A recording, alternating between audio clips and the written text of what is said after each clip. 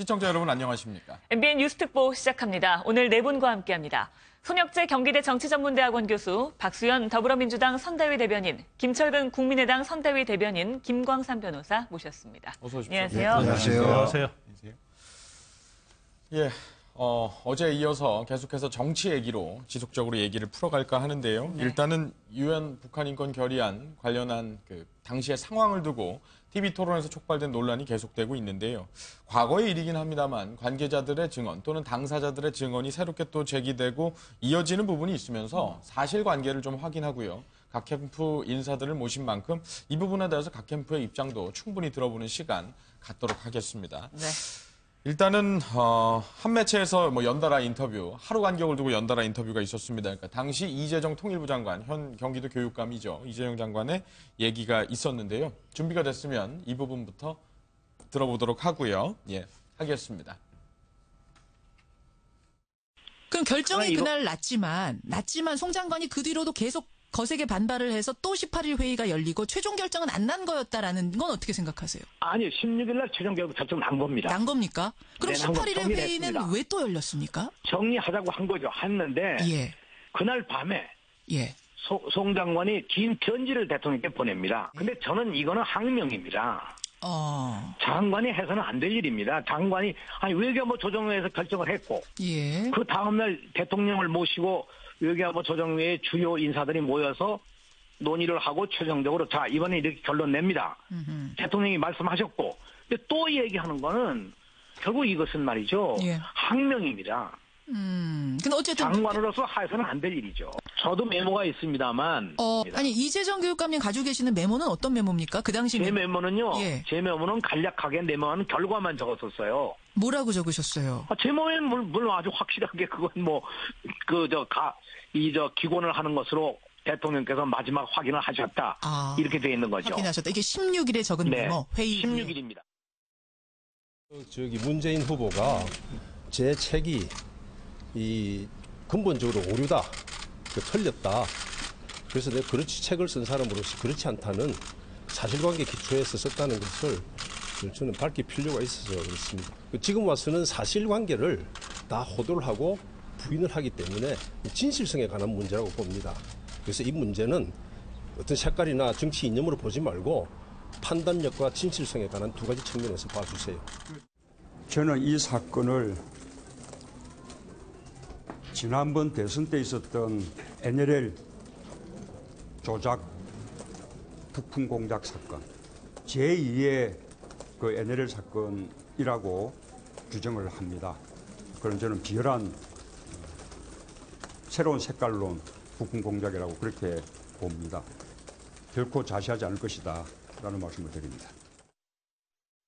수십 년간 색깔론으로 재미를 봐왔지만 이제 더 이상 국민들이 색깔론에 현혹되지 않는다는 것은 최근에 여론조사 결과를 통해서 분명하게 확인할 수 있습니다.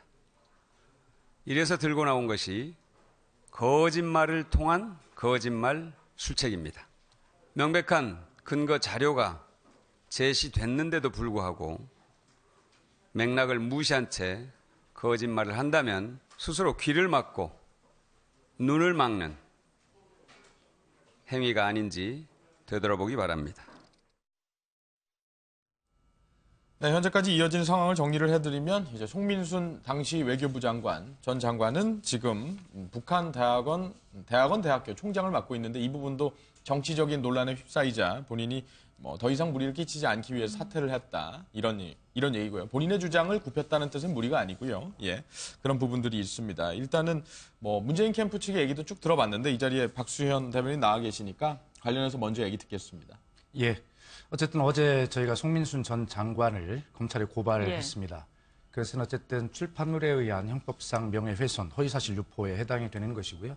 그리고 19대 이번 대통령 선거에서 문재인 후보를 낙선시키기 위한 의도까지 있다라고 보기 때문에 공직선거법 위반까지도 그렇게 이야기를 했고 송민순 장관이 말씀하시는 대로 그것이 대통령 기록물이라면 대통령 기록물 관리법에 의한 이것은 그 공직 기밀 누설 아니겠습니까? 이런 여러 가지 혐의를 포함해서 검찰에 고발을 했는데 이것은 방금 이재정 전 교육감도 증언이 있었습니다만 그날 회의에 참석했던 여러 관계자들이 일관된 증언 그리고 지금 그 김경수 당시 연설기록 비서관과 예. 박선원 그 외교안보 비서관의 그 기록 공개 이런 예. 것들을 통해서 이것이 이제 명확하게 증명이 되었다라는 그런 확신 끝에 이것이 검찰에 고발하는 그런 과정에 이르게 되었습니다. 예, 김철근 대변인께서는 어제 이 자리에서 계속해서 뭐 북풍 이런 취지로 얘기한 건 아니고 말 바꾸기가 문제다 이런 취지 얘기를 하셨는데 해당 뭐 진전된 내용을 좀 보셨는데 입장이 동일하십니까? 우선 이 상황을요, 그러니까 색깔론 대 역색깔론으로 보는 것은 낡은 정치 구도다 이렇게 말씀드립니다. 진보 대 보수의 진영 논리 개념으로 보는 것. 또 다른 표현을 하면 친박 대 친문의 적대적 공생관계. 북한 문제를 놓고 색깔과 역색깔을 하게 되면 결국 양 진영이 뭉치는 이런 개념으로 이렇게 접근하는 것은 잘못된 것이다. 이건 결코 그것이 아닙니다. 자, 이 문제가 나왔을 때 문재인 후보가 명확하게 얘기를 했으면 이 얘기는 확산될 일이 없는 겁니다. 자, 어제도 제가 말씀드렸지만 4번을 말을 바꿨어요. 기억나지 않는다. JTBS는 북한에 확인해 보자고 해서 국정원이 북한의 입장을 확인해 본 것이다. 예. 13일날 SBS에서는 북한에 아예 물어본 적이 없다. 19일날 토론에서는 북한 정부에 직접 확인한 것은 아니고 국정원이 가진 휴미튼을 통해 확인했다. 이렇게 계속 말을 바꿔서 다른 얘기를 하니까 진실 공방이 되고 지도자의 도덕성, 거짓말, 자질 논란까지 확대되는 겁니다. 그런데 이것을 막기 위해서 역색깔론이다. 색깔론이다라고 이렇게 얘기를 해서 막으려고 하는데 이건 잘못된 겁니다. 접근 그렇게 하지 마세요. 국민들 다 알고 있거든요. 자, 예. 제가 답변을 좀 드려야 되겠죠. 예. 우리 김철근 대변인이나 저나 뭐 정치를 오래 같이 해온 사람으로서 이 문제는 정확한 상식에 해당이 됩니다. 우리 대변인끼리 이런 거 한번 제안을 드립니다. 상대방 대변인이 무슨 이야기를 하면 그래서 한번 읽어보고 저도 읽어볼 테니까 같이 서로 그래야 입장이 좁혀지지 않겠습니까? 지금 김철근 대변인이나 제가 하는 이야기는 이 문제의 처음 발단부터 지금까지 한치도 좁혀 똑같은 이야기를 매일 어제 한 이야기를 반복하고 있거든요. 우리 대화를 이렇게 해서는 안 됩니다. 이렇게 설명을 드렸습니다. 그 말씀은 충분히 일리가 있습니다. 예. 그러나 당시 청와대는 3실장 체제였고 안보실장, 정책실장, 비서실장 체제인데 이 문제는 안보실장 소관이고 각자의 업무 영역이 있어요. 처음에 문재인 후보가 기억이 나지 않는다고 하는 건 당연한 이야기입니다. 문재인 후보가 비서실장으로서 안보실장이 주재한 이 회의에 대해서 김만복 전 국정원장이 이야기했듯이 문재인 실장은 이 문제에 관심도 없었다. 중요하지 않다는 것이 아니라 자기 고유 업무 영역이 아니까 깊게 관계하지 않았다는 것이거든요. 그러니까 기억이 나지 않는 건 당연한 것이고. 그다음에 그러면 관계자들을 모아서 회의라도 해서 당시 기억을 떠올려 봐라. 그러니 단편적으로 물어봤어요. 그런데 김만복 전 국정원장이 어제 일요신문과 인터뷰에서 했던 이야기가 나오기 전까지 이야기 또 달라진 부분이 있는 거 맞습니다. 그러나 김만복 전 국정원장은 사실 지난 총선 때 새누리당이 공천 신청까지 하려고 했던 그런 인사였기 때문에 그분과는 여러 가지가 공유가 되지 않았을 수가 있어요. 그렇기 때문에 이것을 계속 거짓말을 하는 것이 아니라 그런 정보를 모으고 최종적으로 퍼즐을 맞춰서 다 말씀을 드리고 싶은데 그런 것들이 조각조각 중간중간 끼워지는 것이거든요. 우리 김철근 대변인한테 하시는 말씀의 입장도 이해를 하지만 제가 드리는 말씀의 입장도 충분히 이해를 했으면 좋겠다. 이렇게 말씀을 드립니다. 제가 한 말씀 듣고. 예. 그렇게 설명할 수 있죠. 설명할 수 있는데 이제 그 마지막 설명을 하신 분이 김경수 당시 연설기록 비서관입니다. 김경수 현재 의원이죠. 그분은 문재인 후보의 대변인격으로 활동도 했고 계속 같이 지근거리에 있던 분입니다. 그러면 작년에 처음에 좋습니다. 처음에 기억나지 않는다. 뭐 그렇게 방금 설명하신 대로 이해할 수 있습니다. 그럼 올 2월 달부터는 본격적인 경선 국면이고 대선 국면이면 당연히 이런 문제가 나올 걸로 예상을 하고 사전 준비가 돼 있어야 될 거 아니겠습니까? 2월부터 최근 4월 19일까지 3번의 말이 또 바뀌었는데 왜 이렇게 자꾸 말이 바뀌냐. 일관되게 같은 얘기를 하면 되는 거예요. 저는 다시 말씀드리지만 당시에 기권을 했냐 찬성을 했냐는 노무현 대통령의 대북 정책의 최종 결정권자가 노무현 대통령입니다. 그리고 당시에는 14 정상회담 직후기 때문에 이러저런 얘기들이 있을 수 있는 거예요. 그건 차치하고 그 설명을 하면서 문재인 후보가 그때 상황은 이랬다. 이러이러했다. 하고 하면 끝나는 일입니다. 근데 이걸 가지고 지금 송민순 전 장관까지 고발하는 조치까지 됐는데 저는 이게 고발 선거 때 결국 논란으로 그냥 남겨두기 위한 조치로 보이는데요. 이건 온당치 않거든요.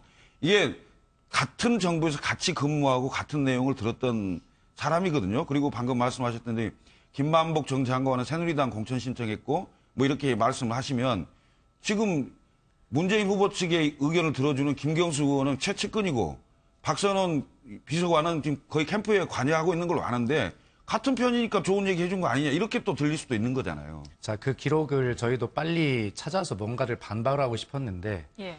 이런 것들이 사실 그 굉장히 많이 섞여 있는 자료들을 찾는데 굉장히 오랜 시간이 걸렸다고 분명히 말씀을 드렸습니다. 그렇기 때문에 그 부분에 대해서는 저희도 얼마나 빨리 찾아서 해명을 하고 싶었겠어요. 그러니까 이 문제는 어떻게 됐든 조금만 조각들이 모여서 이제는 거의 이 스토리의 완성 단계에 와 있으니 저희도 사실은 지금 고발한 것에 대해 말씀을 하셨지만 자, 문재인 후보가 만약에 하나 대통령이 됐어요. 근데 검찰 수사는 진행이 될 겁니다. 거기서 우리 고발이 잘못됐다는 게 밝혀졌어요. 대통령의 치명적 상처를 입게 됩니다. 그래서 어떤 결과가 오든지 간에. 그렇기 때문에 이 문제는 아마 이렇게 이야기를 하지만 김철근 대변인 말씀대로 선거 중이니 정쟁으로 끝날 것이다. 이렇게 예측이 되죠. 그러나 정쟁보다는 확실한 법적 근거를 가지고 법에 의해서 판단을 받아서라도 나중에 해보자라고 하는 그런 확실한 확신을 국민들에 드리기 위해서 하는 것이지 정쟁으로 몰고 가기 위해서 하는 것은 아니다. 이런 말씀을 분명히 다시 한번 드립니다. 그렇습니다. 일단은 뭐 고소가 적합하냐, 적절하냐, 부적절하냐 그것은 뭐 더불어민주당이 하는 조치이기 때문에 그것은 뭐 문제 삼을 게 못 된다고 생각해요. 왜냐하면 지금 사실 지난 3차 TV 토론 이후에 송민수 회고록이 굉장히 이슈화 됐지 않습니까? 그래서 더불어민주당은 여기에 대해서 의지를 밝혀야 하기 때문에 뭐 고소한 것은 뭐 별 문제 없다 저는 그렇게 봅니다. 근데 단지 지금 이거 자체가 제가 볼 때는 색깔론은 저는 맞다고 봐요. 왜냐하면 또 보수 후보인 유승민이나 홍준표 후보는 또 색깔론으로 가야만이 보수표를 얻어올 수 있고 또 안철수 후보에게 같은 표를 가지고 올 수 있기 때문에 그건 맞는데 너무 이 색깔론 자체가 TV 토론에서 너무 오래 가고 있다. 거기서 우려를 표합니다. 그리고 결론적으로 얘기하면 결국 안보관에 관해서 이제 색깔론은 적용할 수 있지만 지금 진실게임으로 가는 거잖아요. 그런데 진실게임에서도 저는 뭐 민주당도 아니고 또 국민의당도 아닙니다. 그래서 이제 전체적으로 보면 2007년도의 어떤 분위기, 그러니까 뭐 정상회담하고 남북 총리회담하고 그러지 않았습니까? 그러면 그 당시에 기권은 저는 불가피한 선택이었다고 봐요. 그러니까 결론적으로 기권을 하는 데 있어서 어떤 힘이 작용하냐 그게 아니고 지금 대통령이 결정하는 사안 아닙니까? 근데 문재인 후보가 그 당시 비서실장이었어요. 그러면 결국 기권했느냐 안 했느냐는 책임은 노무현 전 대통령이 있는 겁니다. 그런데 그 부분을 가지고 그 당시 상황을 도외시한 채 무조건 북한에서 물었지 않느냐 그것만 가지고 가는 것은 잘못된 색깔론이다. 저는 그렇게 보고 싶고요. 그다음에 물론 이 자체가 처음에 문제된 이유 중에 하나가 아까 우리 박수현 대변인께서 말씀하셨지만 문재인 후보가 처음에 기억이 나지 않는다고 했어요. 근데 사실 기억이 나기 어려울 수 있습니다. 왜냐하면 본인이 뭐 주재한 자리가 아니기 때문에 또 이게 굉장히 2007년도에 일어난 거 아닙니까? 그런데 문재인 후보가 그때 기억이 나지 않는다고 이렇게 이 얘기하는 것보다는 기억이 안 나면 내가 한번 그 당시에 같이 일했던 사람하고 그다음에 문건을 한번 살펴보서 이 얘기를 하겠다 이렇게 하는 게 맞다고 봐요. 설명하겠다. 그렇죠. 기억이 안 나는 건 당연할 수 있다고 봅니다. 그런데 처음에 그렇게 얘기하지 않으면서 이게 사실은 어떤 정쟁에 있어서 이슈가 됐던 건 맞아요. 그러니까 단서가 됐던 건 맞습니다. 그렇지만 근데 결과론적으로 말하면 결국 그 당시 기권이 어떤 북한에 대한 종북이나 그런 차원에서 이루어진 게 아니라고 봐요. 그렇다고 한다면 이 부분에 대해서 이제 이 정도에서 마무리를 하고 적어도 오늘 저희 TV 토론부터는 이런 걸 다 빼고 새로운 어떤 미래, 정책, 비전에 대해서 좀 얘기를 해주면 좋겠다. 그런 얘기를 드리고 싶습니다. 그 송민순 장관이 약간 잠깐 화면으로 나왔습니다만 이거 색깔이나 인형으로 보지 말자라고 했는데도 이게 전 색깔론으로 번져가고 있는 거거든요. 왜냐하면 종국몰이를 하는 그 후보 측에서 이 문제를 계속 끊임없이 이제 물고 늘어지니까 그런 문제가 생기게 되는 건데요. 사실은 이게 이제 진실 공방 아니겠습니까? 이 송민순 전 장관의 회고록이 전부 팩트인 것도 아니고요. 거기에 이제 그 송민순 전 장관의 회고니까 회고가 잘못된 부분도 있을 수가 있는 건데 그때 그런 것들이 이제 그 당시에 관련했던 사람들의 기억이라든지 메모라든지 기록이라든지 이런 것 가지고 한 결과 이제 진실 공방이 진행되고 있는 이런 상황인데 그때 그런 것들에 대해 가지고 과연 그게 있었냐 없었냐 이런 지금과 차원을 뛰어넘어 가지고 마치 이것이 북한의 결재를 받아서 결정을 했다라고 이렇게 이 색깔론으로 몰고 가는 정세력이 있기 때문에 문제가 되는 거거든요. 저는 그런데 이런 것들이 크게 그 영향을 미치지 않을 거라고 봅니다. 지금 김 변호사 말씀하신 것처럼 우리가 이제 미래를 놓고 치러지는 선거이기 때문에 말하면 적폐청산의 문제라든지 미래의 대한민국을 어떻게 만들어 나갈 것인가 이걸 놓고 이야기를 해야 되는데 그렇지 않고 자꾸 이렇게 과거 회고적 얘기를 하게 되는데 이미 이거는 작년 10월 달에 책이 출판됐을 때 한번 논란이 있었던 거고요. 저는 우리 김철근 대변인 말씀하신 것처럼 이번 선거를 위해서 일부러 그 당시에 논란 해소시키지 않고 남겨놨던 건 아니라고 봅니다. 아니, 제가 일부러 한 건 아니죠. 뭐 그런 건 아니라고 네. 생각을 하고요. 다만 이제 이런 것들이 문제가 될 수도 있을 테니까 뭐 사전에 준비를 했겠죠. 사전에 준비를 해가지고 거기에 대해서 이제 메모도 당시에 관여했던 이 관계자들의 이제 메모도 공개가 되고 그 사람들의 증언도 생기게 되고 이렇게 되는 거기 때문에 저는 이걸 가지고 더 이상 문제를 삼을 필요는 없다라는 생각이 들고요. 사실은 우리가 아무 상당히 중요한 문제긴 합니다만 뭐 주적 개념이라든지 아니면 뭐 송민순 회고록에 나온 북한의 결진이 아니냐 이걸 가지고 안보관을 얘기할 수는 없다고 생각을 합니다. 예. 국민들이 볼 때는 이미 이건 지나가 버린 과거의 이야기가 되기 때문에 과거의 것을 놓고서 따질 것이 아니라 현재 당면한 한반도 위기가 있다면 이 한반도 위기를 어떻게 극복할 것인가 또 사드 문제는 어떻게 할 것인가 또는 뭐 이 중국한과 어떻게 할 것인가 또는 북한 핵 문제 어떻게 할 것인가 이런 현재 다가와 있는 문제들을 놓고 거기에 대한 정책들을 내놓고 이걸 가지고 논쟁을 해야지 과거에 10년 전의 이야기를 놓고서는 이걸 가지고 자꾸 색깔로 몰고 가는 것은 옳지 않다고 봅니다. 저희는 이 부분에 대한 것도 한번 짚어보고 가겠습니다. 송민순 전 장관이 오늘 인터뷰한 내용인데요. 뭐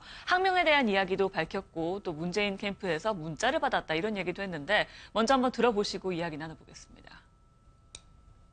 최종 결정이 난 후에 자필 편지로 항명 편지를 보냈다. 라는 그 항명 편지란 부분에 대해서는 동의하세요? 항명이 아니죠.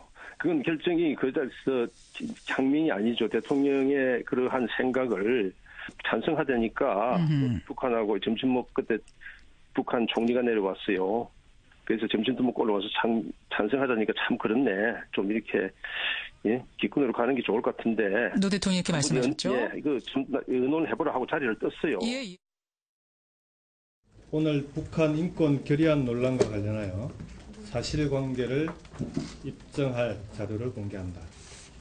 첫 번째 자료는 11월 16일 노무현 대통령이 주재한 회의에서 노 전 대통령이 인권 결의안 기권을 결정한 근거 자료이다. 두 번째 자료는 11월 18일 청와대 서별관에서 개최된 외교안보 간담회 배석한 배석자의 기록이다.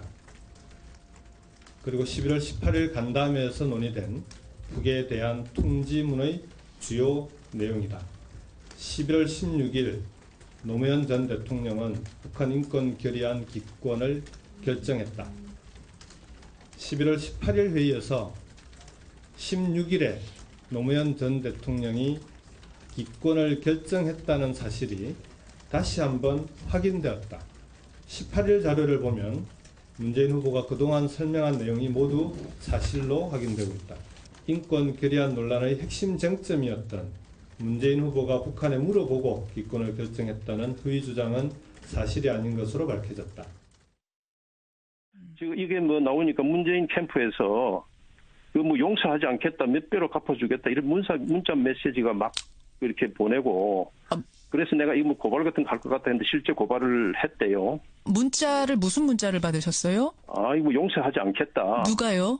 아 이거 문 캠프에서. 캠프 분이? 캠프의 사람이. 예. 캠프 사람, 그러니까 일반 지지자가 아니라 캠프 사람이 그런 문자 용서하지 않겠다?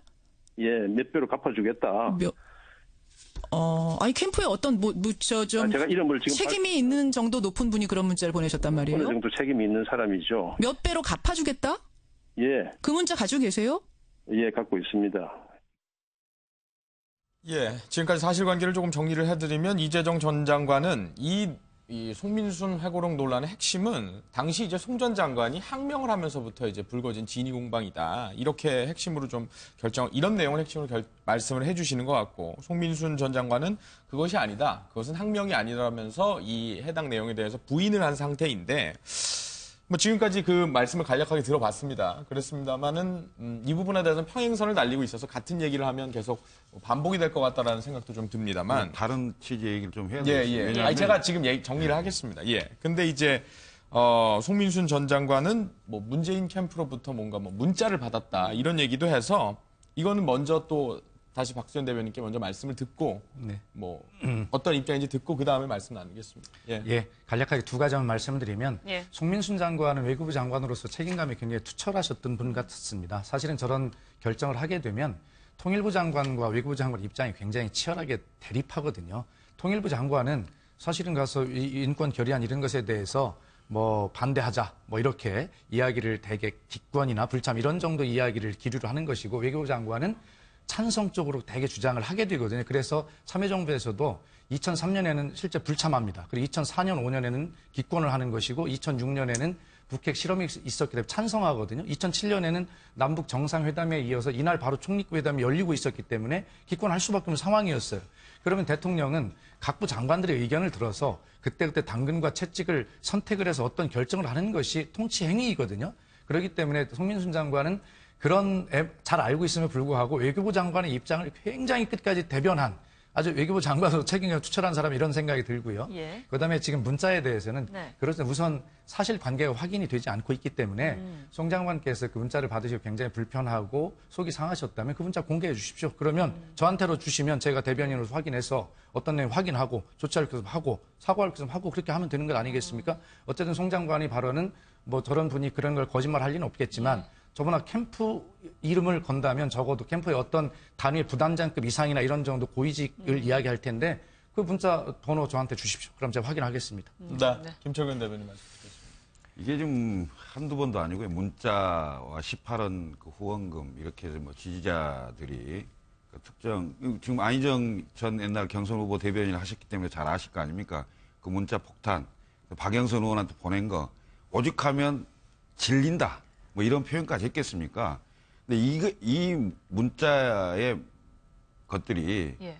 송민순 전 장관에게까지 지금 오고 있다는 거예요. 이건 지지자를 넘어서서 일정 정도 책임 있는 사람까지 얘기한다는 건데 문자 내용을 가지고 있기 때문에 지금 우리 박수현 대변인처럼 밝힌다면 그건 뭐 더 이상 금상첨화겠죠. 그렇지만 이게 밝힐 수 없는 상황이라 개인적인 뭐가 있어서 제가 보기에는 못 밝히는 것 같은데 이런 문자 폭탄과 18원 후원금 이런 거 있잖아요. 이건 일종의 정치 테러입니다. 민주주의의 적입니다. 본인하고 지지를 하지 않기 때문에 적으로 삼고 그런 행위를 한다는 것은 절대 있어서는 안 되는 건데요. 이게 지금 문자로 가는 것뿐만이 아니에요. SNS 상에서도 엄청나게 댓글과 그거의 악플 뭐 이렇게 달리고 있는 거 아니겠습니까? 저는 특정 후보, 어떤 후보를 지지하는 거에 대해서 다 용인해 줘야 된다고 생각합니다. 그게 민주주의입니다. 생각이 다르지 않습니까? 다른 사람이 공존해야 되는 사회인데 자기하고 뜻이 같지 않다고 해서 그렇게 적대시하고 이렇게 문자 폭탄을 해서 테러하는 것은 중지해 주셔야 되고 이 문제를 양념이라는 식으로 이렇게 가볍게 넘겨서는 안 된다. 문재인 후보도 이 부분에 대해서 분명하고 단호한 얘기를 해 주셔야 된다고 생각합니다. 예, 우리 김 대변인 말씀에 적극 동의하고 저는 이렇게 생각합니다. 시대의 변화, 흐름이 반영되고 있는 것인데요. 어느 시대나 어떤 정치인에게 또 어떤 연예인에게 적극적인 지지자나 응원자들이 있기 마련입니다. 그런데 지금 발달하고 있는 SNS나 여러 가지 이런 어떤 IT 환경들이 결합이 되어서 그런 것도 활용이 되고 있는 새로운 시대의 흐름이라고 이해를 하게 되는데 아직 그것을 받아들일 만한 준비와 또 그것을 활용하는 측에서도 어떤 수준 높은 문화 수준으로 그것을 끌어올리기 위한 그런 정도의 사용도 아직 안 돼 있는 것이거든요. 자, 그런 측면에서 선거에 개입이 되면 여러 가지 이제 논란이 있을 수 있는데 우선 첫째, 이것이 극렬한 어떤 문자 폭탄이 온다고 그래서 문재인 지지자들이 할 거야 라고 그렇게 짐작들은 많이 하시지만 사실 그것이 확인이 되고 있지는 않거든요. 또 문재인 후보 역시도 그 전에 혹시 저를 지지하는 분들이 그러신다면 중지해달라는 요청도 했었고요. 어쨌든 이 문제는 김 대변인 의견에 동의합니다. 그러나 어쨌든 이 문제를 우리가 사회의 한 흐름으로 잘 정착시켜야 하는 노력을 서로 해야 된다라고 하는 그런 측면도 있다라는 것을 말씀을 드립니다. 그 말씀 맞습니다. 맞는데 그런 상황에 대해서 그건 뭐 경선하다 보면 양념으로 있을 수 있는 일이죠. 이렇게 양념이라는 것처럼 가볍게 뭔가 이렇게 좀 뿌려줄 수 있는 이렇게 생각해서는 안 된다 이겁니다. 방금 박수현 대변인께서 말씀하셨듯이 우리가 민주주의를 지키고 민주주의를 실행하는 과정에서 시대 흐름에 따라서 다른 여타의 방해 요소들이 나올 수 있습니다. 그럼 그 지도자라는 사람이 지지를 하든 지지하지 않든 간에 이런 일은 절대 있어서는 안 된다. 저를 지지하는 사람이 있다면 절대 이건 자중해달라. 하지 말아달라. 라고 얘기를 해야지 이걸 양념이라고 얘기하면 되겠습니까? 문재인 후보도 이미 그런 것에 자제해달라고 이야기를 한 적이 있고 문재인 후보는 또 오래전부터 선풀 운동을 해왔고요. 그리고 또 사실 역으로 뒤집어 보면 우리 유권자나 국민 입장과 정치인 입장을 대별해 보면요. 정치인들은 선거 때마다 누가 보내라고 하지도 않는 문자들을 유권자에게 일방적으로 막 보냅니다. 후원금 보내달라, 뭐 해달라, 나 무슨 일 했다, 이거 하지 않습니까? 그러므로 전체적으로 우리 김 대변인 말씀에 제가 동의를 100% 하지만 이 문제 전체를 어떤 한 사람이 문제나 이렇게 보지 말고 전체 시대 문제로 보고 함께 노력하자는 말씀을 드리는 것입니다. 그러니까 그 점 충분히, 왜냐하면 제가 얘기를 하면 계속 우리 대변인께서 마지막 얘기를 하기 때문에 내가 한 말씀 더 드리는데 충분히 동의합니다. 동의하지만 지금 현재 그런 일들을 가장 거의 대놓고 행행하듯이 하는 캠프가 있기 때문에 그 캠프의 책임자고 그다음에 그 캠프의 후보가 앞장서서 자중시키라니까요. 네, 송 전 장관에게 받은 그 문자 메시지의 사람이 밝혀진다면 분명히 조치를 취하신다고 하셨으니까요. 또 두 분 다 결코 가벼이 여기지 않는다는 공감하는 뜻으로 알겠습니다. 양념 발언이라든지 뭐 이런 부분들은 TV 토론에서도 나눴던 부분이기 때문에 다른 의견 좀 듣겠습니다. 김광선 변호사님. 또 뭐 문자 폭탄으로 또 이게 말이 흘렀어요. 근데 사실 뭐 문자 폭탄, 그러니까 생각이 다르다고 해서 문자 폭탄을 한다랄지. 그다음에 뭐 사실 지난번에 누구죠? 저 심상정 후보가 문재인 후보를 공격했다고 그래서 굉장히 또 많이 치명타를 입었잖아요. 그리고 또 송민순 전 장관한테도 이제 문자를 보낸 것 자체는 사실 옳지 않죠. 또 이러한 행위 자체 외부로 알려지면 문재인 후보한테도 그렇게 좋은 것은 아니다. 오히려 간표인이 된다고 저는 그렇게 봐요. 그래서 이제 그 부분은 지지할수록 그런 부분은 좀 자제를 해야 한다. 그렇게 좀 보고 싶고요. 단지 우리 이제 송민순 전 장관의 어떤 회고록과 관련해서 하다가 문자 폭탄 얘기로 넘어왔는데 지금 손편지를 한번 제가 보니까요. 뭐 저도 오늘 아침에 봤습니다. 그 내용을 전체적으로 보면 그 당시에 어떤 결정을 안 했다고 했는데 기권 결정을 한 건 맞은 것 같아요. 그러니까 기권 결정을 하기로 내부적으로 안정했다고 한다면 이를 일종의 항명 편지라고 하지 않습니까? 그런데 저는 항명이라고 보진 않아요. 왜냐하면 장관으로서 소신 있는 편지를 보낸 것이지 이게 송민수 장관이 항명을 하고 이렇게 보지 않습니다. 왜냐하면 장관으로서 본인의 소신을 가지고 이건 이거 써 있지 않습니까? 그 어떤 참여정부의 흠을 잡는데 혈안이 돼 있는 일부 언론과 정치인들의 좋은 공격구실을 줄 수 있다. 그래서 우려를 표하면서 찬성을 했다는 취지인 것 같아요. 그러면 이런 말을 한 이유는 이미 내부적으로 기권이 결정되어 있지 않느냐. 그래서 그런 어떤 형식이든지 뒤집기 위해서 이런 손편지를 보낸 것이 아니냐. 그런 뭐 진실은 저도 모르겠어요. 물론 검찰에서 수사를 하기 때문에 그건 나타나겠지만 이 손편지 내용을 전체적으로 보면 이제 그런 느낌이 들고요. 근데 저도 뭐 사실 국민의 한 사람, 유권자로 한 사람으로서 처음에 손민순 장관의 전 장관의 회고록이 나왔을 때 송민수 전 장관의 회고록이 저게 맞다 그런 생각을 했습니다. 그리고 청와대 문건이 찍힌 문건 나왔죠. 본인의 수첩 나왔어요. 그러면 저것은 사실은 사실일 거라고 생각을 해요. 그런데 그게 사실일지 할지라도 그러니까 북한에 대해서 뭐 국정을 통해서 물어봤다 하더라도 지금 물어본 것은 팩트가 돼 있잖아요. 단지 그 전에 기권을 찬성을 하기로 했다 기권을 한 것이냐 그렇지 않느냐에 관한 문제로 물어본 게 넘어가는 팩트는 아니죠. 그 아니, 부분에 대해서는 그러니까 그것은 휴민트를 통해서 물어봤든지 통보를 했든지 이제 그것은 뭐 거의 양쪽 다 인정하는 거 아니에요? 아닙니다. 그거는 사실관계를 확인해 보겠다라는 측면이기 때문에 그 부분에 대해서는 제가 편을 드는 게 아니라 주장이 다르다는 거. 제가 이제 받는 느낌은 문재인 후보도 토론에 나와서 그런 식으로 얘기했고 지난번에 JTBC에 썰전에 나와서 그런 얘기를 했기 때문에 제가 받는 입장은 어떤 형식이든지 북한에 통보를 했든지 물어봤다는 생각이 들어요. 그렇기 때문에 이미 그 전에 결정이 된 상태에서 송민수 장관이 찬성이 맞다고 본인의 소신을 가지고 계속적으로 얘기를 하다가 이런 상황이 됐고 그거에 근거해서 회고록을 쓰지 않았나 이제 그런 생각을 유추해 볼 수 있다는 말씀을 드리는 겁니다. 일단 저는 그 송민순 전 장관의 폭로, 이제 문캠프 측에서 고위 관계자가 협박 그 문자를 보냈다고 하는 게 사실이라면 굉장히 큰 문제입니다. 그렇다면 송민순 전 장관의 태도가 저는 석연치 않다고 보는데 그렇다면 그걸 갖다 그 폭로를 한다면 정말 그 누가 했는지까지 밝혀야 되는 것이지. 누가 했는지는 밝히지 않고 그렇게 이 폭로만 함으로써 마치 문캠프 전체가 문제인 것처럼 비춰지게 되는 이런 것들도 또다시 논란의 소지가 있는 것이 아닌가. 정말로 이 송민순 전 장관이 그렇게 정말 그런 협박 문자를 받았다면 그 협박 문자를 본인이 갖고 있다면 공개를 하면 됩니다. 공개한 다음에 그런 것들 이제 사실이 확인이 되면 그에 따른 다른 조치를 취하면 되는 것이지 그렇게 마치 문캠프 전체가 문제인 것처럼 이렇게 탁 던져놓고 그냥 넘어가는 것, 이 석연치 않은 태도가 또다시 다른 논란을 불러일으키지 않을까 걱정이 됩니다. TV 토론에서 불거진 내용 하나만 더 또 이 부분에 대해서도 공방이 이어질 것 같습니다만 이른바 사망한 성완종 전 회장의 네. 특사 논란도 있었는데요. 이 내용도 잠깐 보고 넘어가도록 하겠습니다. 관련한 내용 먼저 보시죠. 그야말로 가짜뉴스 같습니다. 가짜뉴스가 아니고 위키리스크의 폭로가 됐다니까요. 버시바우 대사가 미국에 보고한 그 보고서의 내용이 위키리스크를 통해서 폭로가 다 됐다니까요. 성완종 회장님 메모에 나와 있으면 우리 홍준표 후보님 유죄입니까? 아니 성완종 메모 갑자기 그런 식으로 내가 공격한다고 어제부터 내가 듣기는 들었는데 성완종하고 갑자기 성완종이 그럼 사면은 왜 문재인 후보가 2번이나 해줬어요? 몇 입에 해줬어요? 사면 2번 해줬잖아요. 한 정부에서 사면은 성완종이 2번 해줬는데 나는 성완종이를 몰라요. 그런데 성완종이를 한 정부에서 문재인 후보가 사면을 2번 해줬잖아요. 왜 2번 할 때 그 몇 입에 해줬습니까? 예. 그걸 2번 해줬잖아요. 그 2번을 왜 해줬어요? 기가 막힙니다. 그거 왜 기가 막힙니까? 또 거짓말 하실 거예요?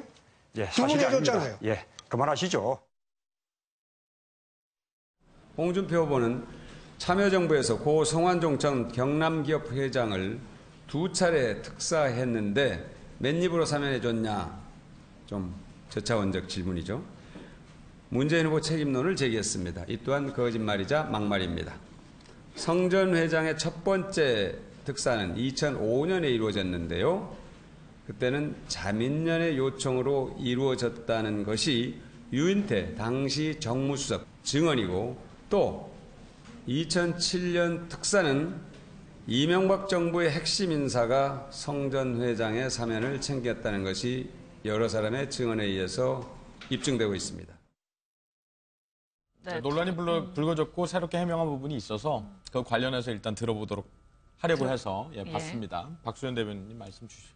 네, 지금 박광훈 단장이 이야기했듯이 2번의 사면을 받은 거 맞죠? 특별 사면을. 2005년은 말씀하신 대로 유인태 전 정무수석의 증언으로 했는데 당시에 이제 자민련의 요청, 특별 사면이라는 것은 사실은 정당을 비롯한 각계의 의견을 수렴해서 그것을 검토해가지고 결론을 내려서 대통령의 사면권을 행사하는 것 아니겠습니까?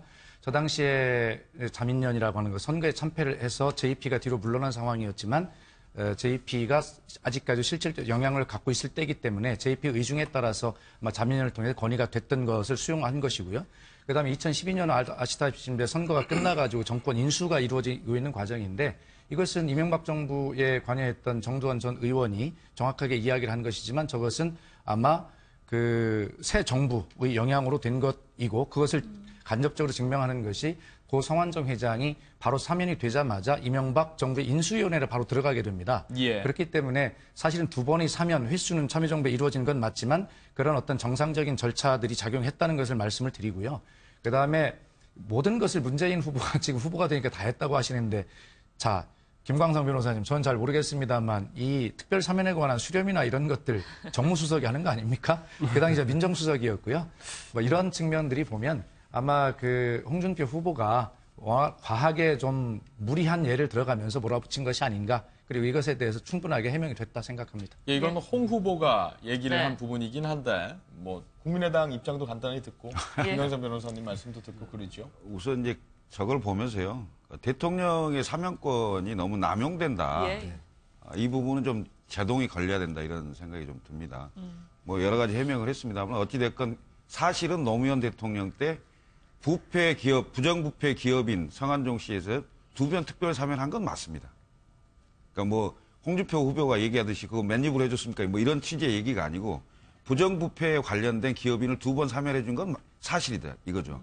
그래서 대통령 사면권에 대한 상당한 제약이 있어야 되고 국민적 여론을 듣고 판단해서 할 수밖에 없는 상황으로 가야 된다는 거고요. 그다음에 말씀하신 대로 정무수석, 청와대 비서실장, 민정수석 이분들이 사면 결정권이 있는 건 아닙니다. 사실 법무부 장관이 사실상 모든 걸 정리를 해서 대통령한테 재가를 받아서 그 사면이 되는 건데 그 와중에 이제 비서실장이나 정무수석이나 민정수석이 이런 분들이 의견을 내겠죠.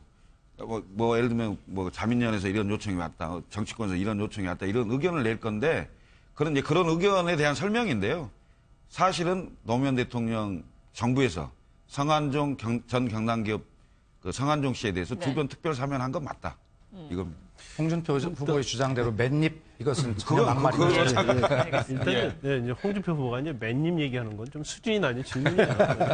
돈 받고 해줬다는 얘기 아니에요. 맨입으로 해줬으니까 그 취지를 그렇게 알아들 수밖에 없어요. 그런데 제가 이제 한 가지 여기서 좀 짚고 넘어갈 것이 이제 특별 사면이요. 사실은 어떻게 보면 대통령의 통치 행위의 일부라고 볼 수도 있습니다. 예. 왜냐하면 국가적 화합을 하고 국가를 위해서 또 국민을 위해서 이제 하는 행위라고 볼 수도 있지만 사실 성완종이라는 성완종 씨가 사망했을 때, 그러니까 극단적 선택을 했을 때 이 특사 얘기가 굉장히 많이 나왔어요. 그래서 특별 사면의 어떤 남용을 어떻게 막을 것인가. 그런데 사실은 2005년도에 특사 한 번 했고 2007년도에 또 한 번, 두 번 했는데 2년 동안 두 번이나 한 거죠. 그것도 어떤 정치적 행위로 인해서 본인이 처벌받은 게 아니고 비리였거든요. 개인적 비리였는데 이것은 정말 잘못된 거 맞아요. 맞은데 지금 제 민주당이 좀 쓴소리 한마디 하자고 한다면 자민련의 요청으로 2005년도에 이루어졌다고 했고 2007년도는 이명박 정부의 핵심 인사를 챙겼다고 했단 말이에요.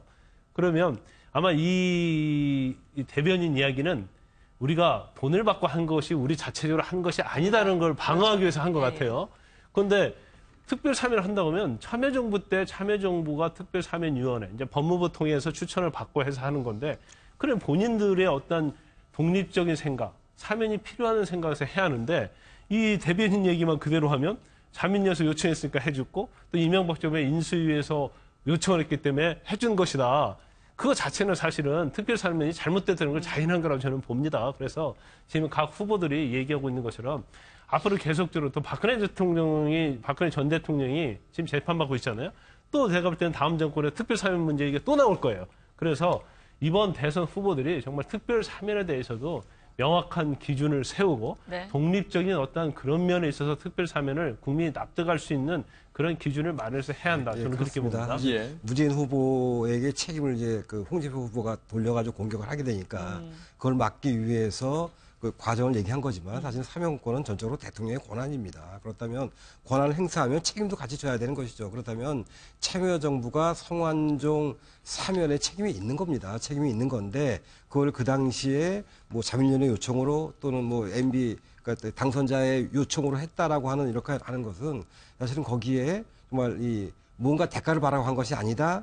또 거기 문재인 후보가 개입하지 않았다라는 거를 증명하는 걸지는 모르지만 사면권 행사가 기준이 없이 진행됐다는 거는 스스로 이렇게 드러내주는 그런 거거든요. 그래서 아까 저 두 분도 말씀하셨습니다만 여기서 한 번 더 나아가서 이렇게 문재인 후보가 아니다라는 소극적 방어에 그치지 말고 앞으로 이 차기 정부에서는 사면권 행사가 이렇게 남용되지 않도록 제도를 바꾸겠다라든지 이런 약속까지 해줬으면 더 좋았을 텐데 그런 것이 없어서 좀 아쉬웠던 그런 면이 민주당을 다 지목하셔서 박수현 대변인 말씀을 한 번 더 듣는 게 맞을 것 같은데요. 네. 뭐 지극히 아주 당연한 지적을 해주셨고 우리 국민의당이나 저희 민주당이나 이 사면권 제한, 철저한 제한적 행사 이런 것들에 대한 법과 제도의 개혁 이런 것들은 공약을 하고 있다. 이미 약속하고 있다는 말씀을 드리겠습니다. 예. 네, 이제 안철수 후보 이야기로 좀 넘어가 보겠습니다.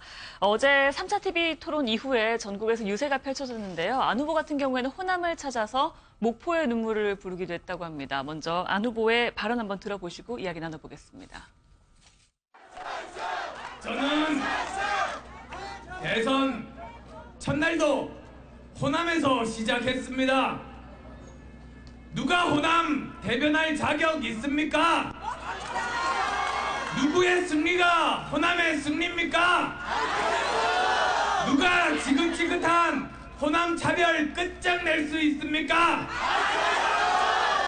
제 옆에 계신 박지원 대표께서 저 안철수가 대통령이 되면 어떤 임명직 공직에도 진출하지 않겠다고 선언하셨습니다. 알고 계십니까? 안철수의 승리가 제2의 DJ의 길이라고 말씀하셨습니다. 들으셨습니까?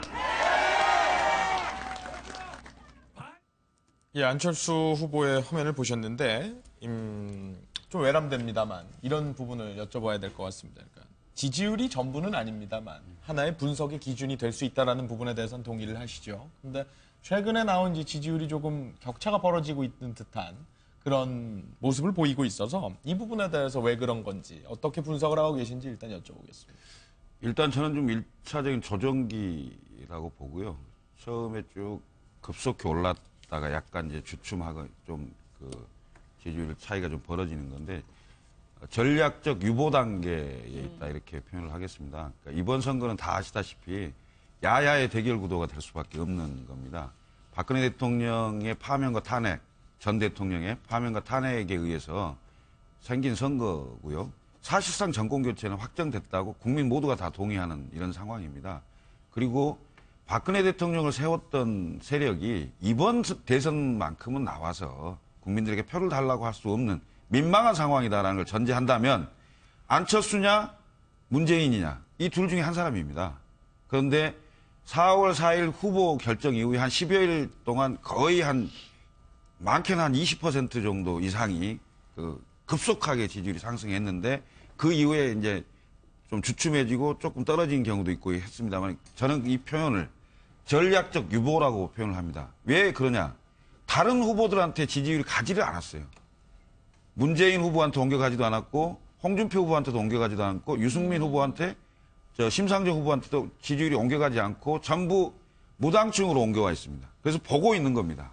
보고 있는 상태이기 때문에 이 전략적 유보를 넘어서 전략적 선택, 전략적 투표로 이끌어낼 수 있는 전략을 쓴다면 안철수 후보가 되지 않겠나 이런 생각을 하고 있습니다. 더민주 측에서는 안철수 후보의 지지율 이 변동을 보고 그동안 이제 지지층이 견고하지 않기 때문에 하락 요인이 있다라는 식의 분석을 해주신 걸로 기억을 하는데 네. 실질적으로 의견은 다를 수도 있고요. 그래서 선대위 측에서 보는 입장은 어떻습니까?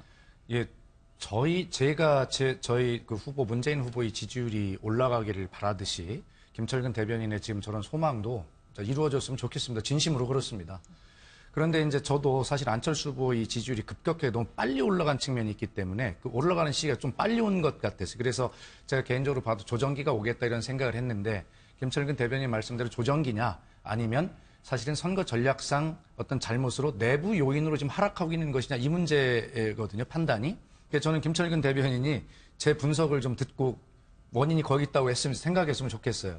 지금 뭐냐면 금방 우리가 모니터를 봤습니다만 안철수 후보가 호남에서 안철수 승리가 DJ 길을 따르는 것이다. 분명히 호남에서 이렇게 이야기를 하거든요. 그런데 사실 다른 데 가서는 어떤 햇볕 정책에 대한 공과를 이야기하면서 정확히 계승하겠다는 이야기를 하지 않습니다.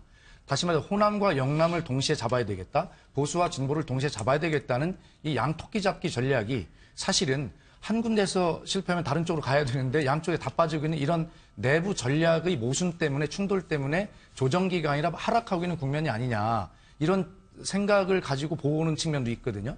그렇기 때문에 저는 김철근 대변인께서 조정기라고만 보지 마시고 그런 내부적 전략의 모순 때문에 충돌 때문에 하락하고 있는 거 아니냐. 이렇게 좀 아프게 보셔야 될 것 같다. 이런 생각이 듭니다. 그럼 이제 한 말씀 더 드리면 이번 선거가 과거의 잣대로는 분석이 안 됩니다. 진보 대 보수, 지역 대결 이런 분석이 안 되는 건데요. 저는 이제 프랑스 대통령 선거 예를 좀 들고 싶어요. 지금 의석이 한 석도 없는 마크롱이라는 중도 신당의 후보가 결선 투표에 올랐어요. 그런데 여론조사를 해보니까 거의 60% 당선 확률이 높습니다.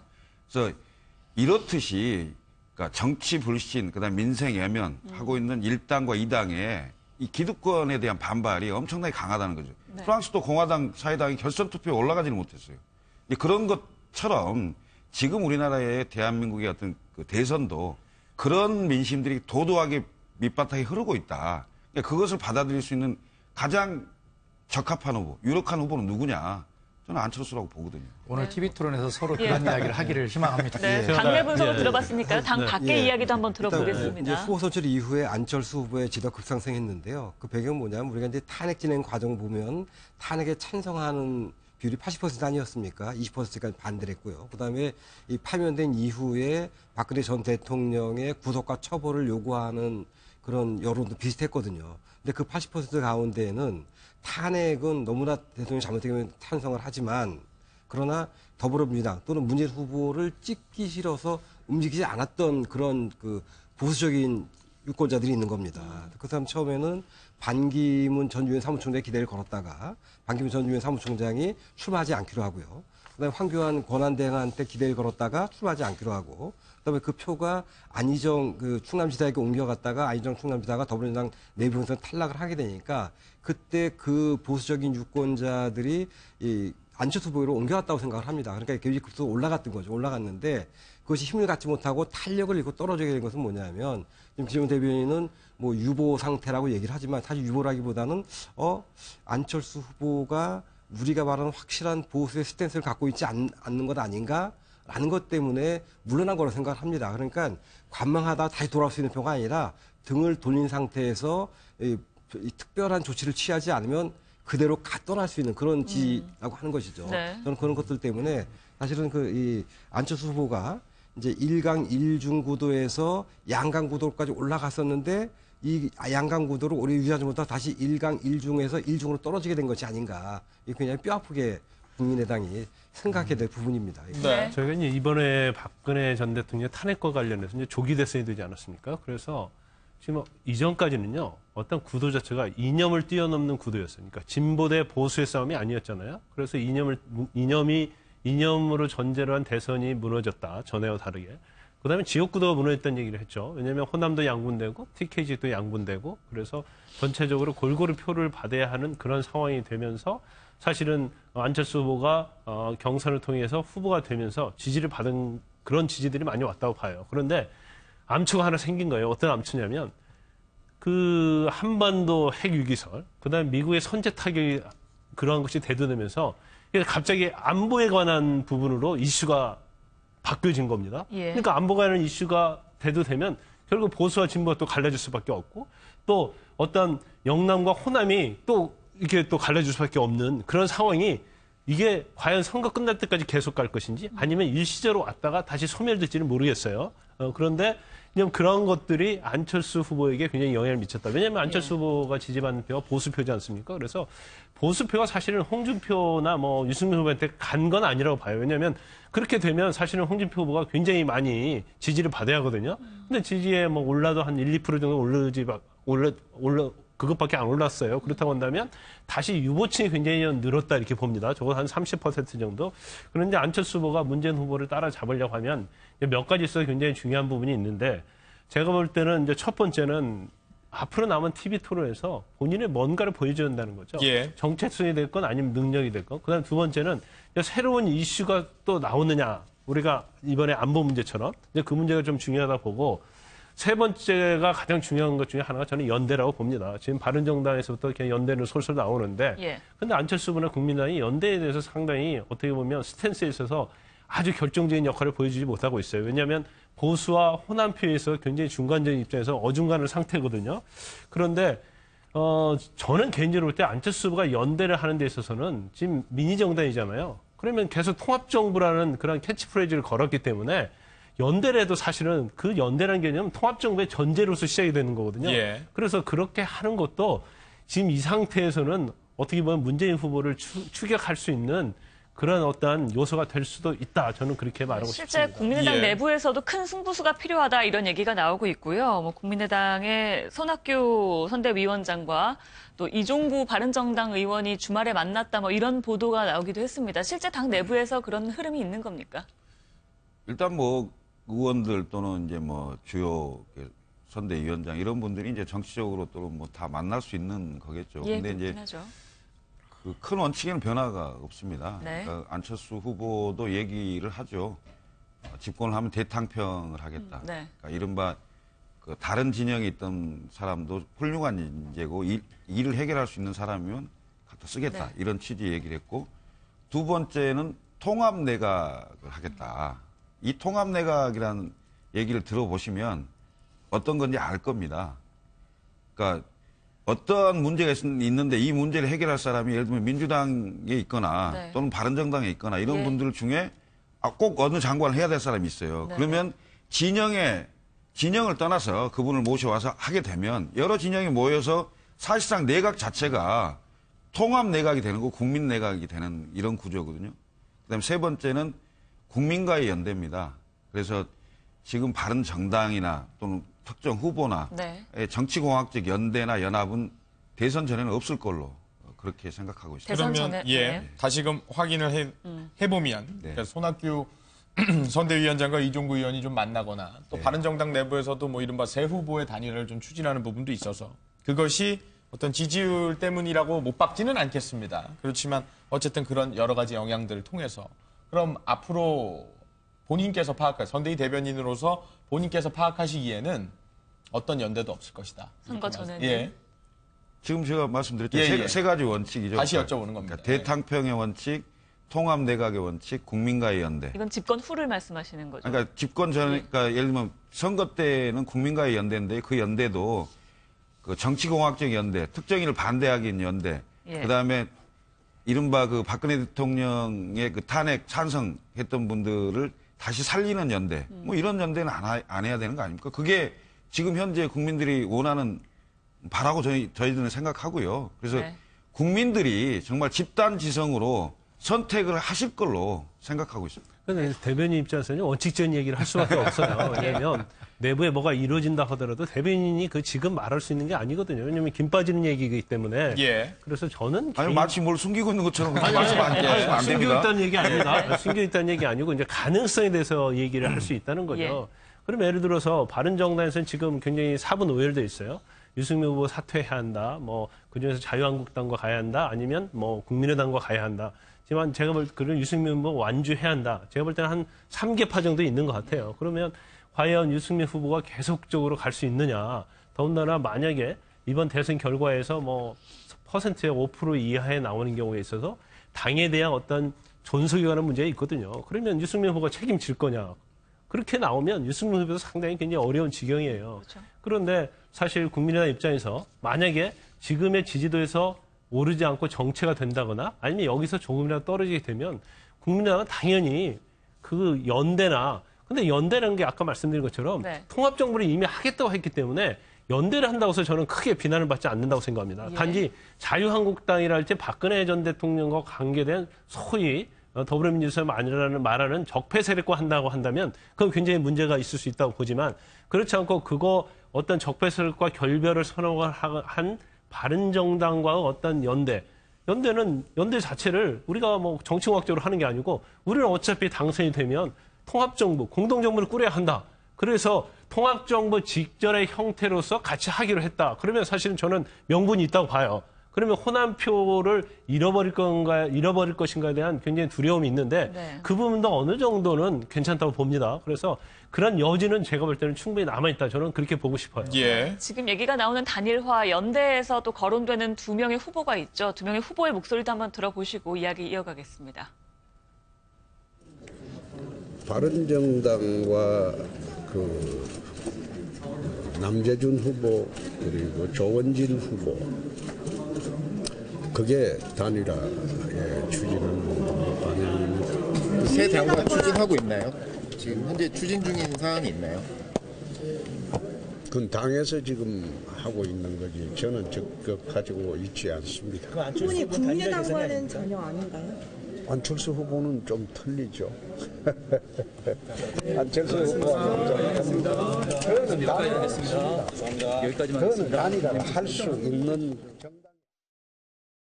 제가 느끼기에 TV 토론이 시작되고 나서 제가 직접 접촉한 시민들은 바닥은 조금씩 바뀌고 있다고 느낍니다. 저는 남은 15일 동안 최선을 다할 뿐이다. 그 말씀 꼭 드리고 싶습니다. 분명히 의원님들께 말씀을 드릴 수 있는 것은 저는 우리의 선택이 틀리지 않았다. 옳았다라고 생각하고 또 지금부터 가는 길이 아무리 험하더라도 언젠가는 국민들께서 우리에게 마음을 열어주실 거다라고 믿습니다. 저희 당의 입장은 항상 명확합니다. 정치인들에 의한 인위적인 연대는 거부한다. 오직 국민들에 의한 연대만 가능하다. 저희는 국민들의 선택을 받겠습니다.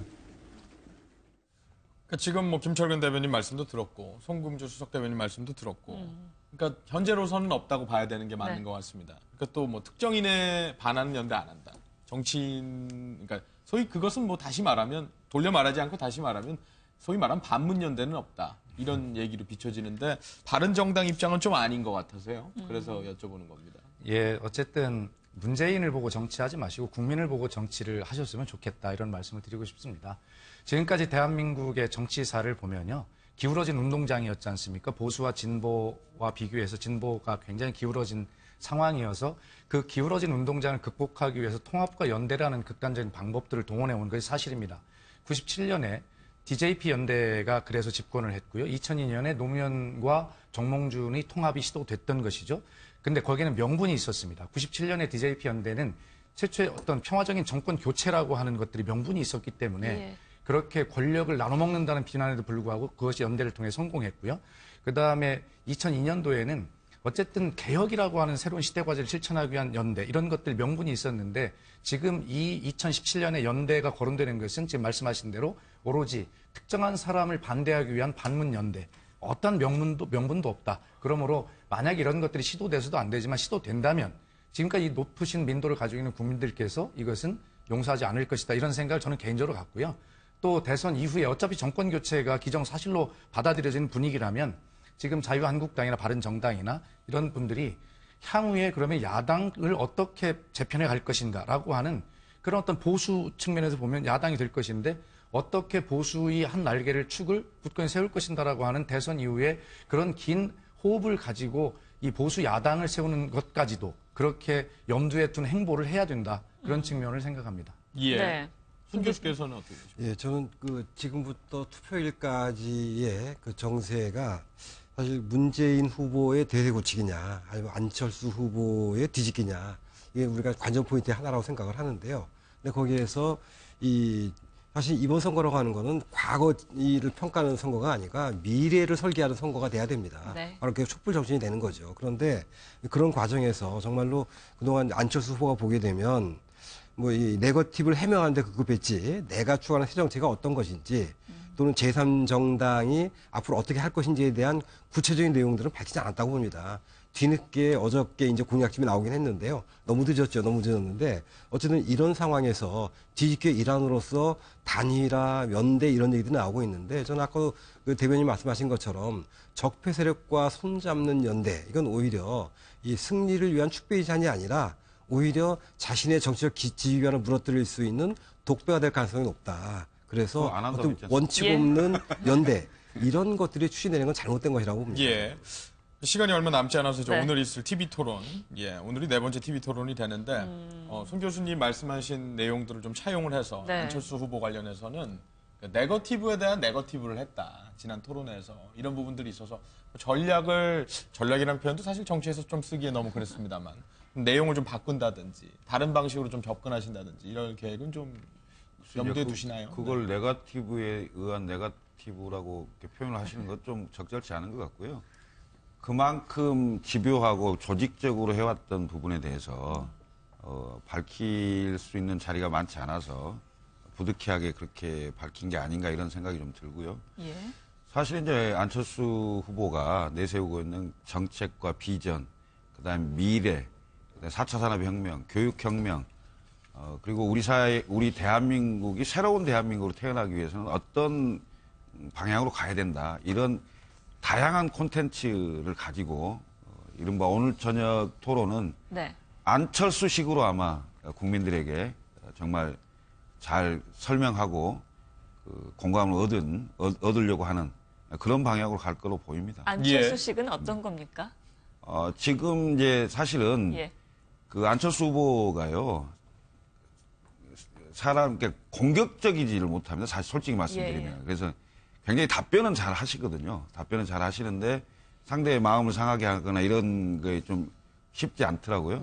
쉽지 않은 상황에서 본인이 가지고 계시는 그 다양한 콘텐츠, 그 내용 이것을 잘 설명드리고 국민들에게 그 마음을 얻는 이런 방향으로 토론을 하지 않을까 이렇게 예상됩니다. 문재인 후보 같은 경우에는 이제 현재까지 계속 지지율 1위를 달리고 있다 보니까 그 사이 오차범위 내에도 아무튼 포함되어 있습니다만 그래서 사실 저희 앞서서 많은 시간을 할애해서 좀 얘기한 부분이 있어서 그 부분에 대해서 충분히 설명하시라는 취지에서 질문을 드렸던 건데 오늘은 그런 내용이 좀 없을 거라고 보십니까? 아니면 뭐 어떻습니까? 네. 그 1위를 하고 있는 후보기 때문에 지금까지 가장 많은 공격과 네거티브를 받은 것이 문재인 후보입니다. 화살을 많이 맞았죠. 예. 그러면서도 그런 것에 답변을 하다 보니 문재인 후보의 어떤 철학에 대해서 비전에 대해 설명할 시간을 거의 갖지 못했습니다. 시간 총량 제한 때문에. 자, 그렇다 하더라도 1위 후보답게 가장 유력 후보답게 이 아무리 상대방들이 네거티브를 하더라도 이 토론의 흐름을 정책 비전과 앞으로의 국정 운영 방향에 대해 설명하는데 전환하는데 1위 후보다운 처신을 해야 된다 이렇게 생각을 합니다. 그렇기 때문에 오늘 김철근 우리 대변인께 또 말씀하셨으니까 1, 2위 후보가 오늘 그런 토론의 분위기를 좀 확 좀 전환을 해서 국민들께서 정말 신선하다. 그래서 나머지 후보들도 네거티브 하지 못하고 1, 2위 후보를 좀 따라서 정책 경쟁을 할 수 있는 그런 토론의 새로운 분기점이 마련이 되기를 부탁합니다. 네. 제가 한 말씀 드릴까요? TV 토론이 굉장히 중요하죠. 그런데 이제까지 TV 토론 상황을 보면 TV 토론이 문재인 후보의 지지층에 이렇게 영향을 미치는 것 같지는 않아요. 문재인 후보 지지층은 막 경고돼 있어서 그러면 결국 TV 토론 자체는 안철수 후보에게 굉장히 중요한 것이다. 저는 그렇게 보입니다. 그래서 일단 안철수 후보를 떠나갔던 표를 어떻게 잡아오느냐 굉장히 중요한데 예. 안철수 후보 측에서 이제 그런 얘기를 했죠. 이제 네거티브 위주의 어떤 TV 토론을 하지 않겠다고 그렇게 얘기를 했어요. 그렇다고 본다면 또 오늘은 제일 중요한 부분의 어떤 정책 분야의 한 분야가 경제 분야 아닙니까? 그래서 오늘은 경제를 가지고 지금 경제가 너무 어렵지 않습니까? 그래서 각 후보들이 경제를 가지고 어떤 능력을 뽐내는 그런 좀 TV 토론이 됐으면 좋겠다. 네. 그런 바람이 좀 있죠. 실효성 있는 공약도 좀 나오고 정책도 나왔으면 그렇습니다. 좋겠다는 말씀이신 건데요. 예. 사실 그 토론이 이제 그동안 스탠딩 토론을 해봤는데 사실 그거는 저 사람들이 2시간 동안 서 있을 체력이 있구나. 이거 외에는 확인된 게 없었습니다. 예. 심상정 정의당 후보 정도만 자신의 공약을 얘기를 하고 그다음에 각 후보에 대해서 어떤 균형 있는 이 비판과 공격을 함께 했던 것이고 다른 후보들은 특히 이제 문재인 후보 같은 경우는 그냥 이 1위 후보다 보니까 집중적인 공격이 이루어져가지고 특히 이제 색깔론 공세 이런 데 대해서 해명하느라고 자신의 이야기를 많이 못한 그런 측면이 있어서 좀 아쉬운 면이 있고요. 예. 안철수 후보도 마찬가지로 네거티브를 해명하다 보니까 자신의 컨텐츠를 드러내지 못한 그런 아쉬움이 있었고요. 그다음에 이 유승민 후보도 초반에는 합리적이라는 전 좋은 평가를 받았지만 토론이 진행되면서 안보 문제에 대해서는 홍준표 후보와 별 차별성이 없는 강경 보수의 이미지를 심어서 오히려 손해를 봤던 그런 측면이 있는 거고요. 그다음에 또 이제 이 홍준표 후보는 자신의 지지를 호소하는 계층에 대해서만 얘기를 하다 보니까 막말이라든가 아니면 도저히 앞뒤가 안 맞는 그런 내용들을 많이 했기 때문에 전체적으로 손해를 봤지만 자신을 지지한 후보들의 유권자들에게는 계속 이 유권자들의 마음은 가져올 수 있었던 그런 게 아니었나 싶은데 네. 이번에 그걸 떠나가지고 정말 상대에 대한 공격보다는 어떤 국가 현안, 특히 경제 문제를 놓고 나는 이걸 생각하는데 너는 어떻게 생각하느냐 이렇게 해서 좀 건설적인 토론이 이루어져서 후보들이 미래의 대한민국을 만들어 나가는데 특히 어려운 경제 위기를 극복하는데 어떻게 할 것인가 이런 데 국민들에게 믿음을 줄 수 있도록 네. 그래서 토론이 진행되기를 바랍니다. 네, 예. 오늘 주도권 토론, 자유 토론 방식으로 토론을 한다고 하니까요. 각 당 후보들이 어떤 정책을 내놓을지도 미래에 대한 이야기를 하게 될지도 기대를 좀 해보겠습니다. 그럼 저희 오늘 말씀은 여기까지 듣겠습니다. 고맙습니다. 고맙습니다. 감사합니다.